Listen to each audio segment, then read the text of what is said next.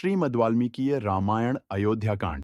पहला सर्ग। पहले यह बताया जा चुका है कि भरत अपने मामा के यहाँ जाते समय काम आदि शत्रुओं को सदा के लिए नष्ट कर देने वाले निष्पाप शत्रुघ्न को भी प्रेमवश अपने साथ लेते गए थे। वहां भाई सहित उनका बड़ा आदर सत्कार हुआ और वे वहां सुखपूर्वक रहने लगे। उनके मामा युद्धाजित, जो अश्वयूथ के अधिपति थे, उन दोनों पर पुत्र से भी अधिक स्नेह रखते और बड़ा लाड़ प्यार करते थे। यद्यपि मामा के यहाँ उन दोनों वीर भाइयों की सभी इच्छाएं पूर्ण करके उन्हें पूर्णतः तृप्त किया जाता था, तथापि वहां रहते हुए भी उन्हें अपने वृद्ध पिता महाराज दशरथ की याद कभी नहीं भूलती थी। महातेजस्वी राजा दशरथ भी परदेश में गए हुए महेंद्र और वरुण के समान पराक्रमी अपने उन दोनों पुत्र भरत और शत्रुघ्न का सदा स्मरण किया करते थे। अपने शरीर से प्रकट हुई चारों भुजाओं के समान वे सब चारों ही पुरुष शिरोमणि पुत्र महाराज को बहुत ही प्रिय थे, परंतु उनमें भी महातेजस्वी श्री राम सबकी अपेक्षा अधिक गुणवान होने के कारण समस्त प्राणियों के लिए ब्रह्मा जी की भांति पिता के लिए विशेष प्रीतिवर्धक थे। इसका एक कारण और भी था। वे साक्षात सनातन विष्णु थे और परम प्रचंड रावण के वध की अभिलाषा रखने वाले देवताओं की प्रार्थना पर मनुष्य लोक में अवतीर्ण हुए थे। उन अमित तेजस्वी पुत्र श्री रामचंद्र जी से महारानी कौसल्या की वैसी ही शोभा होती थी जैसे वज्रधारी देवराज इंद्र से देवमाता अदिति सुशोभित होती हैं। श्री राम बड़े ही रूपवान और पराक्रमी थे। वे किसी के दोष नहीं देखते थे। भूमंडल में उनकी समता करने वाला कोई नहीं था। वे अपने गुणों से पिता दशरथ के समान एवं योग्य पुत्र थे। वे सदा शांत चित्त रहते और सांत्वना पूर्वक मीठे वचन बोलते थे। यदि उनसे कोई कठोर बात भी कह देता तो वे उसका उत्तर नहीं देते थे। कभी कोई एक बार भी उपकार कर देता तो वे उसके उस एक ही उपकार से सदा संतुष्ट रहते थे और मन को वश में रखने के कारण किसी के सैकड़ों अपराध करने पर भी उसके अपराधों को याद नहीं रखते थे। अस्त्र शस्त्रों के अभ्यास के लिए उपयुक्त समय में भी बीच बीच में अवसर निकालकर वे उत्तम चरित्र में, ज्ञान में तथा अवस्था में बढ़े चढ़े सत्पुरुषों के साथ ही सदा बातचीत करते और उनसे शिक्षा लेते थे। वे बड़े बुद्धिमान थे और सदा मीठे वचन बोलते थे। अपने पास आए हुए मनुष्यों से पहले स्वयं ही बात करते और ऐसी बातें मुंह से निकालते जो उन्हें प्रिय लगें। बल और पराक्रम से संपन्न होने पर भी अपने महान पराक्रम के कारण उन्हें कभी गर्व नहीं होता था। झूठी बात तो उनके मुख से कभी निकलती ही नहीं थी। वे विद्वान थे और सदा वृद्ध पुरुषों का सम्मान किया करते थे। प्रजा का श्री राम के प्रति और श्री राम का प्रजा के प्रति बड़ा अनुराग था। वे परम दयालु क्रोध को जीतने वाले और ब्राह्मणों के पुजारी थे। उनके मन में दीन दुखियों के प्रति बड़ी दया थी। वे धर्म के रहस्य को जानने वाले, इंद्रियों को सदा वश में रखने वाले और बाहर भीतर से परम पवित्र थे। अपने कुलोचित आचार, दया, उदारता और शरणागत रक्षा आदि में ही उनका मन लगता था। वे अपने क्षत्रिय धर्म को अधिक महत्व देते और मानते थे। वे उस क्षत्रिय धर्म के पालन से महान स्वर्ग, परम धाम की प्राप्ति मानते थे। अतः बड़ी प्रसन्नता के साथ उसमें संलग्न रहते थे। अमंगलकारी निषिद्ध कर्म में उनकी कभी प्रवृत्ति नहीं होती थी। शास्त्र विरुद्ध बातों को सुनने में उनकी रुचि नहीं थी। वे अपने न्याय युक्त पक्ष के समर्थन में बृहस्पति के समान एक से एक बढ़कर युक्तियां देते थे। उनका शरीर निरोग था और अवस्था तरुण। वे अच्छे वक्ता, सुंदर शरीर से सुशोभित तथा देश काल के तत्व को समझने वाले थे। उन्हें देखकर ऐसा जान पड़ता था कि विधाता ने संसार में समस्त पुरुषों के सारतत्व को समझने वाले साधु पुरुष के रूप में एकमात्र श्री राम को ही प्रकट किया है। राजकुमार श्री राम श्रेष्ठ गुणों से युक्त थे। वे अपने सद्गुणों के कारण प्रजाजनों को बाहर विचरने वाले प्राण की भांति प्रिय थे।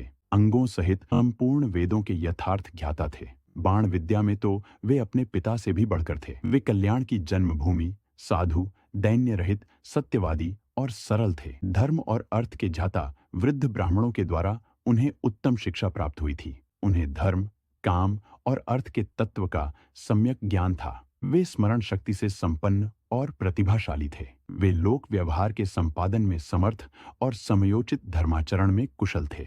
वे विनयशील, अपने आकार अभिप्राय को छिपाने वाले, मंत्र को गुप्त रखने वाले और उत्तम सहायकों से संपन्न थे। उनका क्रोध अथवा हर्ष निष्फल नहीं होता था। वे वस्तुओं के त्याग और संग्रह के अवसर को भली भांति जानते थे। गुरुजनों के प्रति उनकी दृढ़ भक्ति थी। वे स्थित प्रज्ञ थे और असद्वस्तुओं को कभी ग्रहण नहीं करते थे।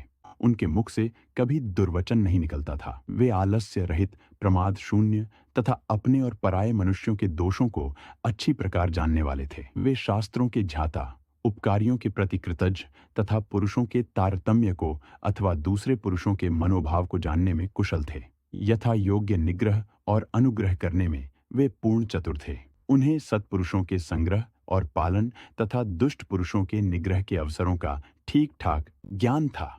धन की आय के उपायों को वे अच्छी तरह जानते थे, अर्थात फूलों को नष्ट न करके उनसे रस लेने वाले भ्रमरों की भांति वे प्रजाजनों को कष्ट दिए बिना ही उनसे न्यायोचित धन का उपार्जन करने में कुशल थे तथा शास्त्र वर्णित व्यय कर्म का भी उन्हें ठीक ठीक ज्ञान था। उन्होंने सब प्रकार के अस्त्र समूहों तथा संस्कृत प्राकृत आदि भाषाओं से मिश्रित नाटक आदि के ज्ञान में निपुणता प्राप्त की थी। वे अर्थ और धर्म का संग्रह करते हुए तदनुकूल काम का सेवन करते थे और कभी आलस्य को पास नहीं भटकने देते थे। विहार, क्रीड़ा या मनोरंजन के उपयोग में आने वाले संगीत, वाद्य और चित्रकारी आदि शिल्पों के भी वे विशेषज्ञ थे। अर्थों के विभाजन का भी उन्हें सम्यक ज्ञान था। वे हाथियों और घोड़ों पर चढ़ने और उन्हें भांति भांति की चालों की शिक्षा देने में भी निपुण थे। श्री रामचंद्र जी इस लोक में धनुर्वेद के सभी विद्वानों में श्रेष्ठ थे। अतिरथी वीर भी उनका विशेष सम्मान करते थे।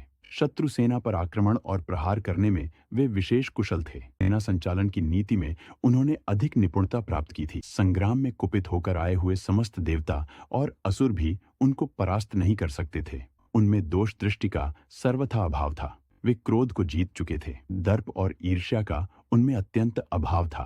किसी भी प्राणी के मन में उनके प्रति अवहेलना का भाव नहीं था। वे काल के वश में होकर उसके पीछे पीछे चलने वाले नहीं थे, काल ही उनके पीछे चलता था। इस प्रकार उत्तम गुणों से युक्त होने के कारण राजकुमार श्री राम समस्त प्रजाजनों तथा तीनों लोकों के प्राणियों के लिए आदरणीय थे। वे अपने क्षमा संबंधी गुणों के द्वारा पृथ्वी की समानता करते थे। बुद्धि में बृहस्पति और बल पराक्रम में शचीपति इंद्र के तुल्य थे। जैसे सूर्य देव अपनी किरणों से प्रकाशित होते हैं, उसी प्रकार श्री रामचंद्र जी समस्त प्रजाजनों को प्रिय लगने वाले तथा पिता की प्रीति बढ़ाने वाले सद्गुणों से सुशोभित होते थे। ऐसे सदाचार संपन्न, अजेय पराक्रमी और लोकपालों के समान तेजस्वी श्री रामचंद्र जी को पृथ्वी, भूदेवी और भूमंडल की प्रजा ने अपना स्वामी बनाने की कामना की।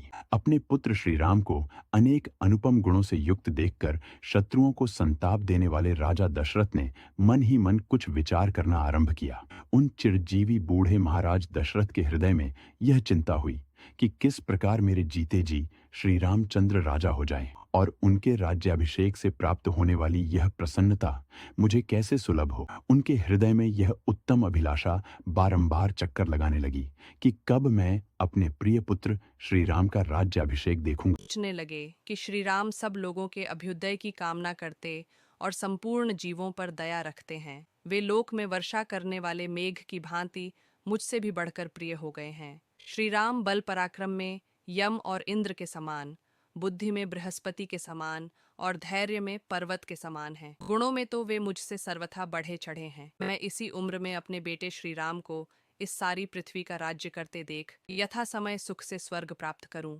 यही मेरे जीवन की साध है। इस प्रकार विचार कर तथा अपने पुत्र श्री राम को उन नाना प्रकार के विलक्षण, सज्जनोचित, असंख्य तथा लोकोत्तर गुणों से जो अन्य राजाओं में दुर्लभ हैं विभूषित देख राजा दशरथ ने मंत्रियों के साथ सलाह करके उन्हें युवराज बनाने का निश्चय कर लिया। बुद्धिमान महाराज दशरथ ने मंत्री को स्वर्ग, अंतरिक्ष तथा भूतल में दृष्टिगोचर होने वाले उत्पातों का घोर भय सूचित किया और अपने शरीर में वृद्धावस्था के आगमन की भी बात बताई। पूर्ण चंद्रमा के समान मनोहर मुख वाले महात्मा श्री राम समस्त प्रजा के प्रिय थे। लोक में उनका सर्वप्रिय होना राजा के अपने आंतरिक शोक को दूर करने वाला था।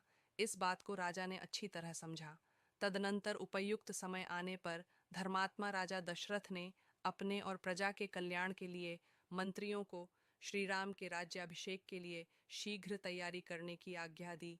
इस उतावली में उनके हृदय का प्रेम और प्रजा का अनुराग भी कारण था। उन भूपाल ने भिन्न भिन्न नगरों में निवास करने वाले प्रधान प्रधान पुरुषों तथा अन्य जनपदों के सामंत राजाओं को भी मंत्रियों द्वारा अयोध्या में बुलवा लिया।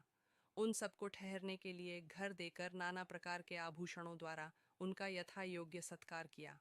तत्पश्चात स्वयं भी अलंकृत होकर राजा दशरथ उन सबसे उसी प्रकार मिले जैसे प्रजापति ब्रह्मा प्रजा वर्ग से मिलते हैं। जल्दीबाजी के कारण राजा दशरथ ने केकय नरेश को तथा मिथिलापति जनक को भी नहीं बुलवाया। उन्होंने सोचा वे दोनों संबंधी इस प्रिय समाचार को पीछे सुन लेंगे। तदनंतर शत्रुनगरी को पीड़ित करने वाले राजा दशरथ जब दरबार में आ बैठे, तब केकय राज और जनक को छोड़कर शेष सभी लोकप्रिय नरेशों ने राजसभा में प्रवेश किया। वे सभी नरेश राजा द्वारा दिए गए नाना प्रकार के सिंहासनों पर उन्हीं की ओर मुंह करके विनीत भाव से बैठे थे। राजा से सम्मानित होकर विनीत भाव से उन्हीं के आसपास बैठे हुए सामंत नरेशों तथा नगर और जनपद के निवासियों से घिरे हुए महाराज दशरथ उस समय देवताओं के बीच में विराजमान सहस्र नेत्रधारी भगवान इंद्र के समान शोभा पा रहे थे। इस प्रकार श्री वाल्मीकि निर्मित आर्ष रामायण आदि काव्य के अयोध्या कांड में पहला सर्ग पूरा हुआ।